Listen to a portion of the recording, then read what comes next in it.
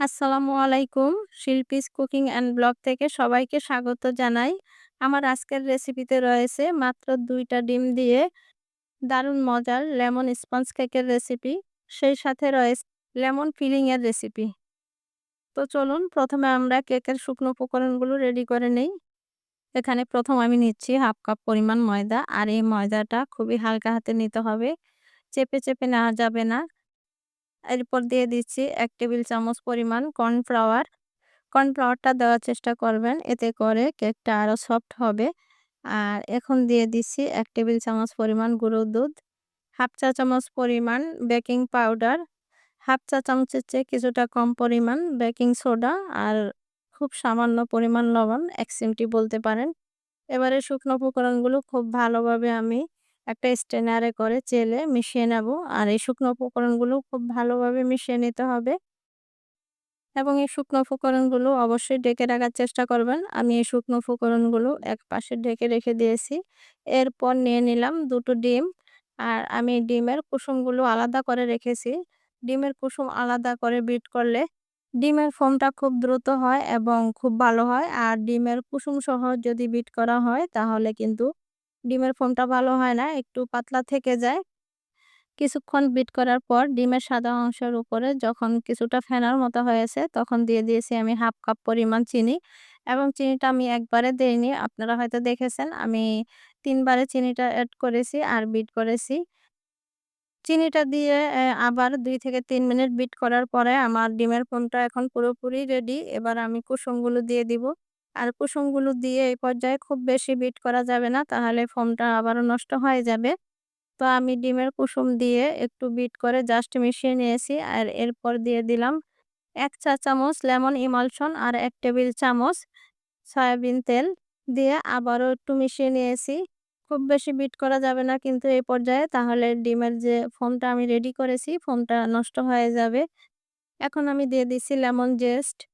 একটা লেবুর উপরের সবুজ অংশটা জাস্ট গ্রেটারের সাহায্যে এভাবে করে দিয়ে দিতে হবে। কোনোভাবেই যাতে সাদা অংশটা না আসে, সাদা অংশটা আসলে তিতা লাগবে। এটা লেমন ইমালশনের সঙ্গে দিয়েও মিশিয়ে নিতে পারেন। তো আমি তখন দিলাম না, এখন দিয়ে দিলাম। আর দিয়ে খুব ভালোভাবে স্প্যাচুলা দিয়ে মিশিয়ে নিলাম। এখন আমার ডিমের মেলানটা একেবারেই রেডি। এবার আমি আগে থেকে যে শুকনো উপকরণগুলো চেলে রেখেছি, শুকনো উপকরণগুলো মিশিয়ে নেব। আর শুকনো উপকরণগুলো আমি ২ বারে মিশিয়ে নেব। তো ১ম বার দিয়ে আমি খুবই আলতো হাতে, আপনারা হয়তো দেখতে পাচ্ছেন, একদিক থেকে ঘুরিয়ে মিশিয়ে নিচ্ছি। এটা একদিক থেকে ঘুরিয়েই করতে হবে এবং খুবই আলতো হাতে করতে হবে। ভিডিওটা লং হয়ে যাওয়ার কারণে আমি একটু স্পিড বাড়িয়ে দিয়েছি। এরপর বাকি যে শুকনো উপকরণগুলো ছিল সেটাও দিয়ে দিয়েছি। আর দিয়ে দিয়েছি ১ টেবিল চামচ পরিমাণ লেমন জুস বা লেবুর রস। ফ্রেশ লেবুর রস এবং লেমন জেস্ট দেওয়ার কারণে কেকের মধ্যে খুব সুন্দর একটা স্মেল পাওয়া যায় খাওয়ার সময়। এটা খুবই ভালো লাগে পার্সোনালি আমার কাছে। আমার শুকনো উপকরণগুলো মেশানো হয়ে গেছে। এবার আমি একটা স্প্যাচুলা দিয়ে দেখছি যে কোথাও কোনো দলা বেঁধে আছে কিনা। আমার ব্যাটারটা রেডি হয়ে গেছে। আমি আগে থেকেই একটা ৬ ইঞ্চি মোল্ডে কিছুটা তেল ব্রাশ করে কাগজ কেটে দিয়ে রেখেছিলাম। এবার আমি এই ব্যাটারটা সেই ৬ ইঞ্চি মোল্ডে দিয়ে দিব। ১৬০ ডিগ্রি টেম্পারেচারে আপ ডাউন হিট অন রেখে আমি কেকটা ৩০ মিনিটের জন্য দিয়েছিলাম। এরপর আমার আরো ১০ মিনিট সময় লেগেছে, ৪০ মিনিট সময় লেগেছে। এটা আসলে ওভেনের টেম্পারেচারের তারতম্য ভেদে কারো কম বা বেশি লাগতে পারে। কেকটা আমি ওভেনে দিয়ে এবার কেকের ভেতরে যে ফিলিংটা, সেই ফিলিংটা রেডি করে নেব। তো এই ফিলিং এর জন্য ১ম এ আমি দিয়ে দিয়েছি একটা ডিম আর 1/3 কাপ পরিমাণ চিনি। আর এখন দিয়ে দিচ্ছি সেই লেমন জেস্ট। এই লেমন জেস্টটা দেওয়ার কারণে এখান থেকে সুন্দর একটা স্মেল আসবে। আর দিয়ে দিব ১ টেবিল চামচ পরিমাণ লেমন জুস আর ১ চা চামচ পরিমাণ লেমন ইমালশন। এই লেমন জুসটা এবং লেমন এই জেস্ট দেওয়ার কারণে এই ফিলিং থেকেও খুব সুন্দর একটা স্মেল বা ফ্লেভার আসবে। আর যাতে দেখতে একটু সুন্দর দেখা যায় তাই আমি দিয়েছি ১ ফোঁটা পরিমাণ গ্রিন কালার। এটা খুব হালকা পরিমাণ দিতে হবে, তাহলেই লেমন কালার আসবে। কালারটা কিন্তু গ্রিন কালার ছিল। হালকা করে দেওয়াতে লেমন কালার এসেছে। যদি বেশি দেওয়া হয় তাহলে কিন্তু সবুজ হয়ে যাবে কালারটা। ডিমের সাথে চিনিটাকে খুব ভালোভাবে মিশিয়ে এরপর আমি চুলায় বসিয়ে দিয়েছি। আপনারা চাইলে এখানে হালকা পানি দিতে পারেন। আর এখন দিয়ে দিচ্ছি বাটার, কিছুটা বাটার দিয়ে দিচ্ছি। আর এ পর্যায়ে আমি চুলাটা অফ করে দিয়েছি। ক্রিমের এই গরম থাকা অবস্থায় বাটারটা দিলে এমনিতেই বাটারটা গলে যাবে। আর এই ক্রিমটা আপনারা কেকের ভিতরে এবং কেকের উপরেও ডেকোরেশনের জন্য দিতে পারেন। কেকের উপরে ডেকোরেশনের জন্য চারদিকে যে ডিপিং করে দেওয়া হয়, দিলেও কিন্তু অনেক সুন্দর লাগবে। এখন একটা ছাঁকনির সাহায্যে আমি লেমনের ক্রিমটাকে চেলে নেব। এতে করে ক্রিমটা খুব স্মুথ হবে এবং লেমন জেস্ট দিয়েছি, সেই জেস্টটাও ছাঁকনির মধ্যে থেকে যাবে।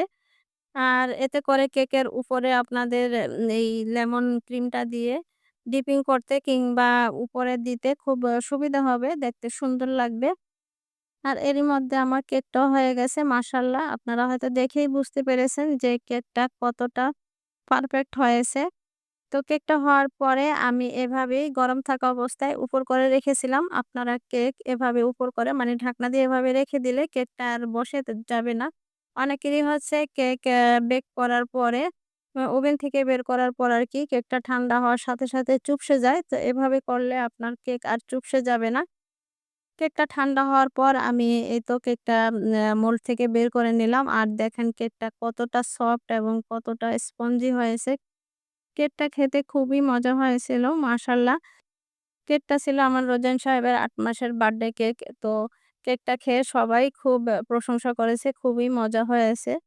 এই রেসিপিটা মনোযোগ দিয়ে দেখে চাইলে আপনারাও বাসায় এরকম একটা কেক বানিয়ে নিতে পারেন। মাত্র ২ টা ডিম দিয়ে এত সুন্দর কেক হয়। ট্রাই না করলে একবারেই বিশ্বাস করতে পারবেন না। আর অফ ক্যামেরায় আমি এই কেকটা কিন্তু মেপে নিয়েছিলাম। আমার প্রায় ১.৫ পাউন্ডের উপরে কেকটা হয়ে গিয়েছিল। অফ ক্যামেরায় আমি কেকটাকে ২ পিস করে নিয়েছি। আর এখন উপরের পিস আমি নিচে দিয়েছি। আর নিচের পিসটা উপরে দেব। এতে করে কেকের মধ্যে খুব সুন্দর ফিনিশিং আনা যায়, মানে দ্রুত ফিনিশিং আনা যায়। আর উপরের পিসটা দেওয়ার পরে আমি সুগার সিরাপ দিয়ে দিয়েছি। সুগার সিরাপ খুব ভালোভাবে দিয়ে এরপর আমি দিয়ে দিচ্ছি ক্রিম। আর স্পঞ্জ কেকে সুগার সিরাপের পরিমাণটা ঠিকঠাক দিতে হয়। বেশি দিলেও খেতে খুব একটা ভালো লাগে না। আবার সুগার সিরাপের পরিমাণটা কম হলেও মনে হয় যেন কেকটা শুকনো লাগে, ড্রাই লাগে আরকি। তো আপনারা বুঝে শুনেই সুগার সিরাপটা দিবেন। আর ক্রিম দেওয়ার পরে আমি সেই লেমন ক্রিমটা দিয়ে দিচ্ছি এখন বা লেমন ফিলিং। আর এই লেমন ফিলিংটা কেকের ভেতর দিলে কেকের টেস্টটা আরো ভালো আসে। আর যেহেতু ফ্রেশ লেমন জুস, লেমন জেস্ট এবং বাটার দেওয়া হয়েছে, তাই খুব সুন্দর একটা ফ্লেভার আসে আরকি। এখন আমি কেকের যে নিচের পিসটা, সেই নিচের পিসটা উপরে দিয়ে দিয়েছি। আর সেম ভাবে হচ্ছে সুগার সিরাপও দিয়ে দিয়েছি। সুগার সিরাপ দেওয়াটা এখন আর দেখালাম না আসলে। ভিডিওটা বেশি বড় হয়ে যাবে। এখানে ক্রিম দেওয়ার আগে আপনারা চাইলে কিছুটা লেমন ফিলিং দিতে পারেন। তো আমি আসলে আর দেইনি। আমি ভেবেছিলাম হয়তো উম এ ক্রিম আমি যখন কেকটা ফিনিশিং দেব, মানে যখন আমি কেকটা ডেকোরেশন করব তখন উপরে এই বাকি ফিলিংটুকু দিব। কিন্তু পরে আর দেওয়া হয় না আসলে। তো এখন আমি উপরে কিছু ক্রিম দিয়ে সেই ক্রিমটা দিয়েই এই পুরো কেকটাকে আরকি ক্রাম কোটিং করে নেব। ক্রাম কোটিং করে আমি কেকটাকে আমি ১৫ থেকে ২০ মিনিট ফ্রিজে রেখে দেব।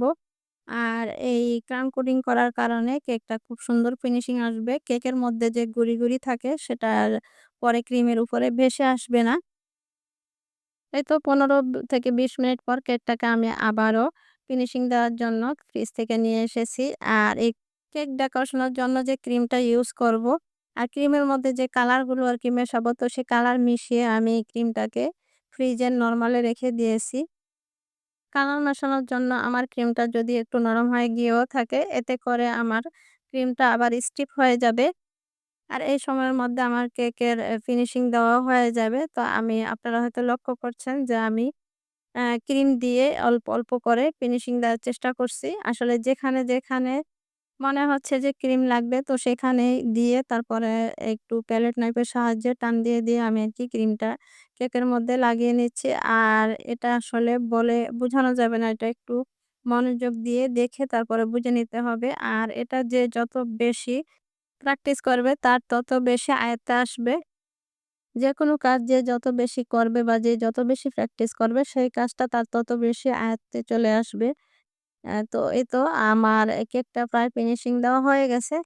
তো তো এখন আমি একটা বড় প্যালেট নাইফের সাহায্যে কেকটা ফিনিশিং দিয়ে নিচ্ছি। আর আমি নিচের দিকে এবং উপরের দিকে খুব হালকা কালার করতে চাচ্ছি। তো এজন্য আমি গ্রিন কালারটা খুব হালকা, হালকা করে দিচ্ছি যাতে কালারটা খুব হালকা আসে।